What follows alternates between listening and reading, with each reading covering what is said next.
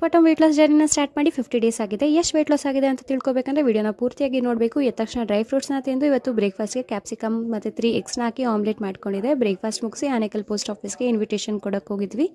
ಅದಾದಮೇಲೆ ಫಾರ್ಮ್ ಹತ್ರ ಹೋಗಿದ್ವಿ. ಅಲ್ಲಿ ರೋಸ್ ಗಿಡದಲ್ಲಿ ರೋಸ್ ಬಿಟ್ಟಿತ್ತು ಅಂದರೆ ರೋಸ್ ತಂದು ಕೊಟ್ಟರು. ನಾನು ಅದನ್ನು ವಿಡಿಯೋ ರೆಕಾರ್ಡ್ ಮಾಡಿಕೊಂಡೆ. ಅದಾದಮೇಲೆ ಬರುವಾಗ ದಾರಿಯಲ್ಲಿ ರಾಗಿ ತೆನೆ ಸಿಕ್ತು. ಸೊ ನಾನು ನೆನೆಸ್ಕೊಳ್ತಾ ಇದ್ದೆ, ಚೈಲ್ಡ್ಹುಡಲ್ಲಿ ನಾವು ಇದನ್ನು ತಿಂತಿದ್ವಿ ಅಂತ ಹೇಳ್ತಿರುವಾಗ ನೀನು ತಿಂತಿ ಅಂತ ಕೇಳಿದ್ರು ಒಂದಿದ್ದಕ್ಕೆ ಅದನ್ನು ಕಿತ್ಕೊಂಡ್ಬಂದು ಕೊಟ್ಟರು. ಇದನ್ನು ಹೇಗೆ ಮಾಡೋದು ಅಂತ ನಾನು ನೆಕ್ಸ್ಟ್ ವಿಡಿಯೋದಲ್ಲಿ ಹೇಳ್ತೀನಿ.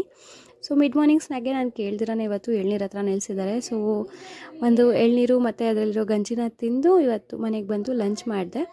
Rice, chicken sambar, egg, salad ಮತ್ತು ಸ್ವೀಟ್ ಪೊಟ್ಯಾಟೋನ ತಿಂದು ಈವ್ನಿಂಗ್ ಸ್ನ್ಯಾಕ್ಗೆ ಬನಾನಾ ತಿಂದು ರಾತ್ರಿ ಡಿನ್ನರ್ ಸಹ ಸೇಮ್ ಮಾಡಬೇಕಾಯಿತು. ಇವತ್ತು ದಿನ ಪೂರ್ತಿ ಸಿಕ್ಕಾಪಟ್ಟೆ ಓಡಾಟ ಇತ್ತು. ಸೊ ಏನು ಎಕ್ಸಸೈಸ್ ಮಾಡಿಲ್ಲ.